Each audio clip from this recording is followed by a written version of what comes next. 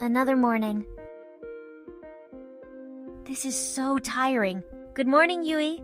You have to get out of bed. You have school today, Mom announced, her voice echoing through the house. I dragged myself out of bed, brushed my teeth, and had the usual smoothie.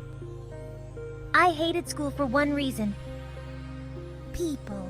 I'm a huge introvert. I have trouble speaking to others and making eye contact with them. It's what makes me the odd one out. All the kids were in their own groups, as always. How do you expect me to make friends? Do I actually have to socialize? All of the other girls were very beautiful and had great personalities. As I walked inside my school, the number of kids inside was much larger than outside. It was like every time I took a step, the amount of people grew exponentially. I remember my therapist telling me countless times that I'm not alone in this, but why does it feel like I am? Class after class after class. I've gotten used to it. I remember learning in mental health classes that we all see and feel pain differently. It was like everything people who try to help me say is the opposite of what I would tell myself. Sometimes it just takes time, but waiting for long? Infinity? I was alone during lunch, breaks, weekends, everything. Nothing was different. I am walking to my weekly therapy sessions as usual. I just do not get how it is supposed to help me. Sure, you have someone to talk about your problems to, but it does not help me. Maybe it is because I am not being open enough to my therapist. It is very easy for me to dissimulate when there are people around me. However, I cry my heart out in my room silently. Hi, Yui. How are you feeling today? Sakura, my therapist, welcomes with enthusiasm. Sakura was very beautiful and kind, almost perfect. I am feeling fine, I say. Our conversations felt very meaningless. I would never talk about school or personal life unless she asked me. The therapist sessions felt like years going by, but it was finally over. Another tiring day rose. Today is not going to be any different from yesterday, and that is where I was wrong. Someone finally noticed my existence. The morning was like all the others, but lunch was different. A girl. Her name is Ren. Ren meant lotus. She reminded me of a lotus too. She sits next to me and waves to me. Hi, my name is Ren, she says. Hi, I question. You look pretty dead, so I am here to revive you, Ren says with a quiet giggle. I do not know if that was supposed to compliment or not. Ren is right though. I do look pretty dead. Cool, I say. It was a neutral response, so I said that. I went back to my eating as Ren sits next to me. It was weird and uncomfortable. Do you want to sit with my friends and I? She asks. I know very well this is not a prank. There's no way someone noticed me until now. Sure, I say nervously. Ren leads me to a table with 5 other kids. People of Earth. I welcome you. Sorry, what's your name again? Yui, I say quietly. Yui? Ren welcomes. Her friends wave to me, so I wave back with my head down. Yui, this is Akina, Emi, Hana, Hiro, and Nakano. We were all laughing over the weirdest subjects. I was surprisingly able to get along with everyone like friends. Maybe I was able to make friends. But the main question is if I am able to keep them. Today was definitely different. I am walking home, constantly imagining different futures with those 6 people. Yui! A voice said from just a few feet away. Did I hear someone say my name? I look behind me and see Nakano calling my name. Yui! Nakano said to make sure she had my attention. Hi, Nakano, I said with a questionable face.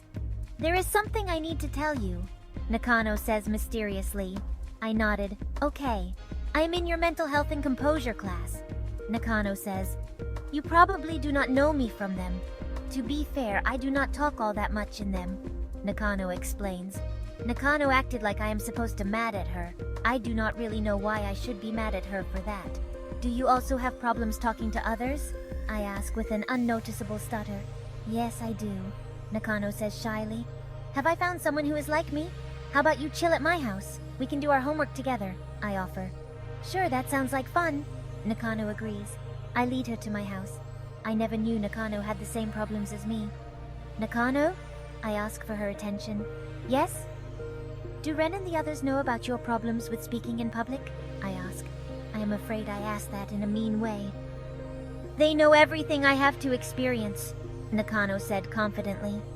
You have good friends, I say, trying to keep the conversation going. We arrive at my house. Hi, Yui. How was school today? Mom says with a warm welcome. Hi, I brought a friend. Her name is Nakano, I say. That is great. Can I make you guys any snacks? Mom asks. No thanks, Nakano says shyly. I lead Nakano to my room and we take out our homework. We were doing our work silently, but eventually we started a conversation. It has now been weeks after that awkward homework session with Nakano. Emi, Hana, Akina, Hiro, Ren, Nakano, and I eventually became our own friend group. It has been too long since a group of friends and I laughed over the funniest of things. I am walking to my mental health classes knowing I will get to see Nakano there. This is my first time I am going to notice her there instead of looking down at my desk all the time. Sometimes in the classes we learn about what depression, anger, and crying does to our bodies, and other times we would all sit in a circle and talk about our fears and what triggers us.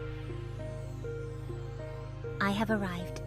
As I walk closer to the mental health class building, outside I see a familiar group of kids talking. But why do they look so familiar? I walk closer and notice Nakano there. That is when it clicked. The group of kids were my friends from school. There I saw Akina, Emi, Hana, Hiro, Nakano, and Ren. But what are they doing here? I do not recall seeing them at any of my classes, or do I? Hey guys, I say. Hi Yui. I did not know you also take mental health classes here too, Hana says. So they were in the same class as me. Yeah, I have agitation problems, Hana says. I need help with composure, Emi says alongside. I never knew my friends struggled with similar things like me. It feels great to know I'm not alone in this. Just like my therapist said, I guess she was right all along, it just took time. No, everyone who is trying to help me is right. Pain never lasts, and when it comes back to haunt you, you will be stronger than ever. God would want us to keep on trying no matter what. He wants us to know that He is not in the dark while we are suffering. Difficulties are not signs of weaknesses, but they are strength, and they tell us we are stronger than we think.